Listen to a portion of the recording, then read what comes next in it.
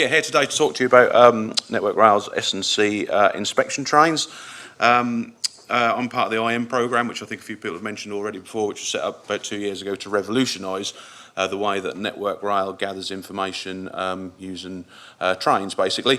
On the face of it, that sounds like it might not be that difficult, because most of the trains that they use to collect that information are 50, 60 years old, something like that. But believe you me, it is quite a challenge, and we are making some pretty big step forwards at the moment. So Emily, I think, spoke to you earlier about AVA.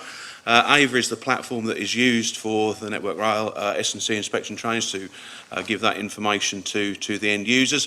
But what I want to sort of talk to you today is a little bit more about the trains themselves, the challenge, where that came about from, why they were needed, how did we sort of approach the challenge, the vehicle modifications themselves, actually what we've sort of done to the vehicles and why, how the trial's gone, what we've learnt from the trials, and what the next steps are. So, why? Well, I wouldn't be here if it wasn't safety, would it? So, clearly the driver for these S&C inspection trains is safety. Two elements to that. One is track worker safety. So in early 2021, Tyler Byrne lost his life on Southern whilst doing an S&C inspection, fatally killed by a train. Obviously something that we want to avoid. There's a number of near hits that are happening on a regular basis. Most of them are reported, some of them I'm sure are not reported. Obviously a driver, to reduce the number of hours that are spent a year on the track doing S&C inspections. So at the moment, hundreds of thousands of hours each year spent on track doing S&C inspections. Want to try and take the staff away from that, move them away from that risk. But also improving asset safety as well. So historically, a number of low speed derailments in S&C around the country. A lot of them, let's not say they go unnoticed, but they don't hit the headlines because they're low speed. Train drops down into the forefoot, causes a bit of disruption and whatnot, but you know, not massive issues in terms of people injured and stuff like that, but does cause a lot of disruption to the asset, and of course also requires lots of people to go out and to rectify the situation as well, and putting trains back on track and whatnot brings with it a load of risk as well. I would say that those derailments, one of the primary causes of them tends to be, let's say, discrepancies in the inspections that have been undertaken. Maybe things have been missed, things haven't been identified. But one of the key things, and this has come up in a number of RAID reports over the past few years, is that the asset is not being inspected loaded. So that was another challenge that was set about to us for this, was to undertake inspections of S&C in loaded condition rather than unloaded condition.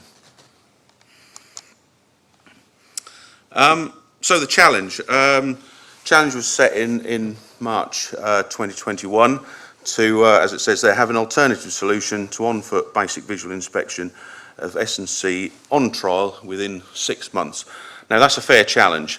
That's a fair challenge in any industry. That's certainly a challenge in Network Rail, because they can take 6 months to get a purchase order sorted out, let alone do a feasibility study, let alone modify any trains, let alone actually get them out there running and operating. So big challenge, but fortunately I didn't have to make a decision to take that on because my boss already signed me up to do it, so that was good. So the challenge was there, deliver that in 6 months. Meant that we had to work in a very, very different way. Got suppliers on board very, very early, set up a team, and got, well, the important thing is got the right suppliers on very early on board. Set up a team, small project team, where everyone had skin in the game. Everyone wanted it to be a success. So that really sort of drove that forward with a bit of pace, and it was a very exciting time, challenging time, you know, lots of long hours, quite stressful, a little bit of, you know, sort of bit, you know, going at one another every now and then, but really, really exciting times, and really sort of felt we can do this. We, you know, 6 months is a real tough challenge, but we really did feel that with the right people in the room working on this, we had a real good chance of doing it. And I think, you know, if you feel that with a bit of effort, there's a chance of success, everyone tends to really put, I think, that extra little bit of effort in. Stakeholder driven as well, that was really important. So we had Anglia and Southern on board as the end users for these vehicles that we were building. They were pretty demanding customers, pushing really hard but incredibly supportive as well. And of course also because basically the challenge had been set from up high, we also had sort of exec support to drive it forward as well, which again is key. A couple of things also I'd like to touch on just that I think was really important was we completely avoided any discussion around penalty clauses. If things aren't done on time, that's going to cost this much money. This was all about getting the right people together, best endeavours to try and deliver a solution within a set out timescale. And that was quite a different way of working for Network Rail. Network Rail does, in my view, spend a lot of time about talking about risk and where risk lies and should the risk lie there or there and how do we cost that risk. This was all about sharing risk. We just got together, got the team together, focused on the end goal, shared that risk, no penalty clauses, went off and did. So, obviously we were keen to discuss what the end user's requirements were. And as it says there, the challenge grows. Because quite often if you ask people, well, what do they want? There's boom, and then there's just tons and tons of stuff coming back. Fortunately, that's, you know, again, quite challenging, but quite realistically. I'll just sort of go through the things that we got there. So go anywhere. There's little point having some vehicles that can come and inspect S&C, but they can only cover half the network. So it's really important that they could go anywhere. Could work in traffic or in a possession. So with that, they've obviously got to have a reasonable sort of turn of speed and whatnot as well. Can't obviously have something working in traffic that only does 15 miles an hour. Can work day or night. So quite a big requirement on lighting there to be able to work at night and to pick up images of reasonable quality that people can then sort of make a safety judgment on. Data gets to end users' desktop within 24 hours and requires no further processing. So when it arrives, it gets there within 24 hours, so we didn't want a massive delay between collection and it arriving with them, but no further processing for them when it gets there. So what they get, they can use immediately and make a decision on. Sub 1 metre locational accuracy 100% of the time. So those that, I know there's a couple of people, I can see one over there who knows a lot about the measurement fleet in Network Rail. That again was a bit of a game changer. So the locational accuracy and the repeat run-on-run accuracy of trains that historically have been within the Network Rail monitoring fleet has tended to wander quite a lot, wandered by 20 metres, possibly even more than that in some cases. Now if you're on a single line and you're looking for a dip, 20 metres might be adequate. If you're in a very complex S&C layout, and I don't know, you'd identify something like a squat or something like that, 20 metres is not that handy because you could, when you go and try and find it, you know, manually, you can spend half a shift just trying to find the thing. So really tightening that accuracy down to 1 metre was really important. Forward and rearward facing images, in addition to the downward facing image as well. Again, you know, if you're doing a BVI, you're not just walking along like that, you're looking around at the environment that you're in as well. So there's a, you know, value in sort of bringing that to the table, but also to aid sort of that understanding where people are as well. Southern, very keen on having thermal imaging thrown in as well because of the conductor rail and you know, issues around that and trying to identify hotspots or cables or issues around that as well. But also benefits around point heating and what have you as well to sort of throw in thermal imaging as well. And then finally, driver-only operation. So the more people you bring into a process, the more unreliable that process tends to be. So the rest of the, pretty much all, I think the rest of the yellow fleet has onboard technicians which operate various bits of kit and turn this on and switch that generator off and feed that bit of paper in there and move that data hard drive over there. We didn't want any of that. We wanted the train just to be operated by the driver, and we only really wanted the driver to drive the train. We didn't want them to do anything else, because drivers are good at driving trains. They aren't necessarily that good at doing other things. So we wanted them to concentrate on, on driving that train.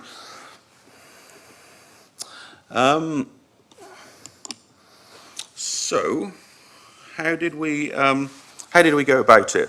So, first thing is we leased 3 Class 153 units. Now, a lot of people have asked me, why did you choose a 153? I went to school on 153s, they're rubbish, they stink, they're really noisy, they're really uncomfortable. Don't like 153s, don't want a 153 coming to monitor my track, to be perfectly honest with you. Well, maybe so, maybe you have got a bit of a history with 153s and you don't like them. Personally, I'd like to say to you that we made a very strategic, informed decision to choose 153s. We reviewed the market, looked at 150 different types of rolling stock and made the right decision to choose 153s. Fortunately, that's not true. Basically, 153s are the only trains that are available at the time. If we'd have chosen anything else, we would never have met that 6-month timescale. But very fortunate that it was 153s, because they actually bring with them quite a lot of benefits. I mean, they are basically the Ford Cortina of trains, aren't they? So, you know, very, very basic. Big old Cummins lorry engine, automatic gearbox, no complex interlocking, no black boxes, nothing like that at all. Easy to drive, easy to maintain. There's lots of them. They're a passenger vehicle, so they're inherently quite reliable, unlike Yellow Plant. You know, you imagine running a Yellow Plant around for 150 miles in a shift, it's going to break down. These things don't. Lots and lots of space underneath as well. So there's loads of space that you can just jam loads of gear up in there. You know, cameras, whatever. Tons of space to fit things in there. There's still quite a lot of drivers that can drive them because they haven't been out of service for that long. Still quite a good spares backup for them. There's still quite a lot of them kicking around in various fields everywhere, so you can rob bits off them. So I can't sing strongly enough the praises of the 153. Absolutely fantastic train, not for getting to school on, not for going on holiday on, but for lugging a load of equipment around to monitor track with, absolutely perfect. Also, they do 75 miles an hour as well, so again, fit in with traffic quite well, going which Yellow Plant won't do. And also, actually, another thing we had sort of first off was, well, they can't go anywhere. The steps keep hitting the platforms. Easy solution: gas axe the steps off, sorted. So they can go anywhere as well. So everywhere that we've tried to send them so far, after doing a route clearance, we can prove that they go there. So a really, really good train that can basically is the solver of all problems. I think I might buy some shares in a 153 company actually. So next was so we got the trains, which is great. Then the engagement with the suppliers, already sort of touched on that. What was key with the suppliers though was clearly we all had a common goal, which was getting these things in service in 6 months and keeping everyone happy.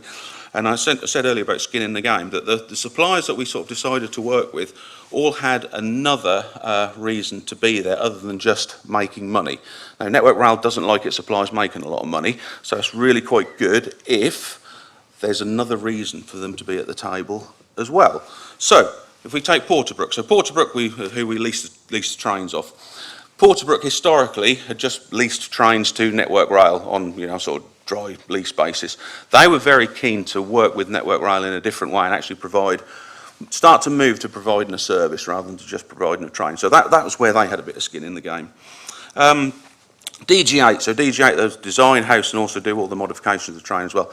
They were keen to really build on their sort of turnkey solutions to Network Rail as well. So they'd done a few little bits and pieces in the past, but nothing of this sort of magnitude. So they had a bit of skin in the game there. One Big Circle, Emily, who we've spoken to before, obviously have the Ava platform, very, very keen to exploit different opportunities, different use cases for that Ava platform. That's right, Emily. Yep, good. Machines with Vision. So Machines with Vision are the company that supply the locational accuracy stuff, which is called Rail Lock. They were they'd had that in use in Network Rail for a period of time, but were very, very keen to exploit that and get that down to frontline users, so you know people who work on the track and everything actually can see that in use as well, because that's sort of been tested and trialled but never really got out to the end users. And then Vista, who supply the track geometry equipment, basically they're very keen to get into the UK markets because they're an American company, and very keen to expand and come over here. What did we say there? Already said that, sorry. Yeah, so quickly made a decision on what the specification was based on that previous slide, and engaged with the sponsors, kept sponsors engaged throughout the programme, and customers as well, and just it was one team. So we had the sort of sponsorship team from sort of above and the exec and some very senior people, and then we had the customers from Anglia and from Wessex, who were again just part of that sort of that overall delivery team. So firstly, apologies about the livery. That is East Midlands Railway livery, which has basically had any reference to East Midlands ripped off it, because we were focused on trying to get the things work, not make them look nice. So what have we got there? So we got in terms of the modifications that have been done, so like I said, generator inside the train, battery backup, intelligent charging system. That system basically monitors the batteries, and should the batteries drop down to below a certain level, a little alarm goes off, generator kicks in, charges the batteries up again, so you can always stream the data off the train, whether that's stopped, parked, running, whatever. Data upload system, so we said that we wanted to get the data off the train and to people's desktops within 24 hours. The data upload system and what we've trialled so far as part of the trial on Eastern and Southern, we've got that down to under 20 minutes in some cases. We're obviously sort of smashing that out of the park at the moment, which is good. Not all the time, it's always within a few hours, but you know, on some cases it is down to 20 minutes.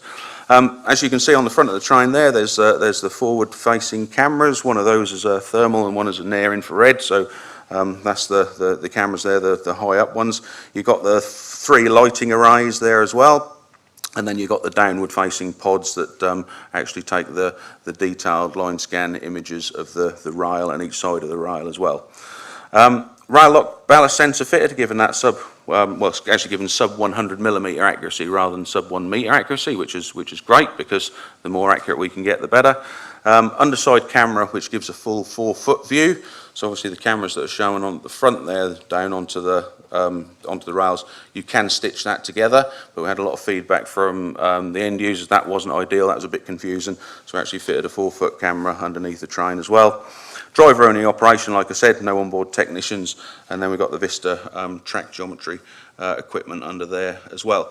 So in terms of operation, that'll run up to 75 mile an hour, that'll record up to 75 mile an hour. The images that it records up to 75 mile an hour are fine for doing a BVI type inspection. It'll run down to 0 for the video imagery, but down to 4 mile an hour for the geometry, because the laser system cuts out at below 4 mile an hour for laser safety. So some close-up images, just going to sort of run through these quickly. Obviously the front of the train there with the cameras that I've already spoken about. A close-up there of the front-mounted pods. Those cameras on there are fully adjustable, so you can move them around to get the image right. A lot of time has been spent, again, with Emily and One Big Circle and the end users, getting the angles right, getting the lighting right to produce the best images that we can for the end user. So they've been sort of adjusted up, adjusted down, twisted in, twisted out, moved around. We're in a good place now where we sort of think that they are of more than adequate quality to do that BVI.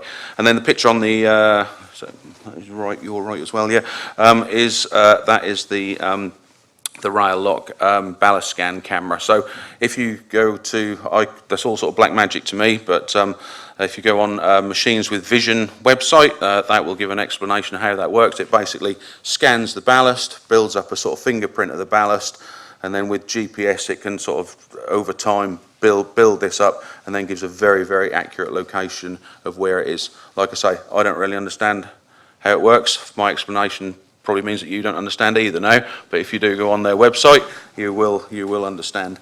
And then in the train, so it took about two-thirds of the vehicles converted over to equipment. In the left-hand picture there, you see the big generator. That's the yellow box. You can see the exhaust going up through the roof there, and then you've got a couple of windows replaced with filters for air inlets, and then the big dark grey boxes down on the left-hand side. That's all the battery banks, basically. So what gets charged up. And then the right-hand picture, you basically got the cabinets there, which is sort of working to beam all the information off the train into the cloud to be processed to then end up on people's desktops. And then here we've got, so in the left-hand picture, we've got the Vista track geometry equipment, and you've got the sort of 2 laser tubes coming off of that. Very, very simple bit of kit, very compact, very easy to fit. I know some systems got various other sort of things that go, have to be fitted in different places and this and that. This is literally just bolt up and away you go. Really, very, very impressed by how simple that has been. We must admit that we were sort of expecting something that might have been rather large and clunky and clumsy and big and not fitting under the train, because that was coming from America. Like, Americans like things big, don't they? But this was, very surprised how simple and straightforward that was. And then on the right-hand side there, you have the intelligent charging system. So that's monitoring the batteries and turning the generator on and off as required. So, the trial and the final. So we've built 2 trains. We leased 3. We built 2 up, one on Eastern, one on Southern, and then the third one has sort of been used as a bit of a mule, bit of a development mule, and also for driver training as well. Hands up if you think we did it in 6 months. No, I'm afraid you're wrong. It was just under 7 months. 6 months and 3 weeks we did it. So I still think that was sort of a success. But that does mean that now we've been, after that, 6-month build period, we've now been running them on Anglia and Wessex for 6 months to prove the concept, keep getting that end user feedback, refining it, like I said, lighting, cameras, a lot of work on the refining the AVA sort of end user experience as well. But really, we were quite confident the tech was going to work, and the tech did work. What the real challenge is the operation. The main thing that sort of let us down is driver provision, because we've sort of relied on drivers on a best endeavours basis. That really hasn't worked because, of course, this is at the moment just a trial, and there are a lot of core yellow trains that need to be run. So if there's any issues with the core trains, of course our driver gets stolen and our train ends up sitting there doing nothing. So that has been quite frustrating. That should all change from next week, because we're entering a new world with a new contract and a new lease agreement and various things. So hopefully we'll then get that sort of dedicated driver resource. Like I say, a lot of enhancements made during the trial as well, primarily end user led as well. So we've covered around about 4,000 miles during the trial, which equates to about 200 hours of footage and 2,000 point ends that we've covered. And I think really important here, it has never failed, it has never broke down, it has never data corrupted or anything like that. And whilst I can stand here and be quite smug about that, I think I've got a right to be a bit smug about it, because we set out to make it reliable. It was designed to be reliable from the start. Whilst the operation of it hasn't probably been really ramped up to 11, it's probably had sort of a relatively comfortable 6 months, let's be perfectly honest with you. It's got to be reliable for end users to have the confidence in it to actually change their maintenance regimes, to be in a position where they can say, yes, I know that's going to run, therefore I don't need to be in a position where on a Friday when it doesn't run, I need to bring a whole load of people in on overtime at the weekend to cover the failure of that. So I'd say that the concept is proven. We never set out for this to replace BVIs in their entirety. It would never do that. So if you've got a bullhead layout that's covered in grease and has fallen apart, and there's 50 keys that need to be knocked in every time you go and see it every week, this is not the tool for you, because if you've got to go and knock those keys in, you might as well send someone out to go and look at it anyway. If you've got a high-speed layout that's in very good condition and very clean as well, it does help if they're clean, that has got access issues so you can't get to it, then this ideal tool. And I think we're planning on initially sort of rolling this out in areas where those sort of circumstances exist, where we would do 1 in 2 would be done by the train, and then over time we'd roll that out to probably be 3 in 4, something like that. But we're going through the sort of standards change at the moment to allow this to be used in Anglia. Hopefully that'll be done by mid-August, with a plan to rolling this out as a BAU service in the 1st of September. We've got to do some other work on the trains as well, so we had some driver feedback. We'll need to put a bit of a better bulkhead in there to reduce the noise and some of the fumes, a better toilet as well. So originally they had a track discharge toilet, and we just put a sort of temporary arrangement in there. We're going to put a proper toilet in there for the drivers as well. Drivers generally quite like driving them, so we want to, quite keen to continue with that. The mule, the third unit, we're going to convert, so that's a fully operational unit as well. Roll those 3 units out, and then understand what the pull is from the rest of the routes and the regions. So we can convert further units. Yeah, sort of getting quite excited about that. Another thing that we're also looking at the moment is to build a fully sort of 053, 054 capable type unit from a 153 as well. So that obviously does all the rail profiling and everything, similar to what the sim wagon does. We're trialling a sim wagon in January, but we're looking at alternatives to that as well. So, thank you for your time. that's what it is going to look like when it is wrapped, and it should be wrapped for Rail Live. So please do come and see us at Rail Live, because we're going to have one of them there at Rail Live. And if you bring your PWI membership card, you can get a free donut. So that's got to be good, hasn't it? I will be there, and there will also be a few people who are far more technical than me that can ask some very technical questions. But thank you.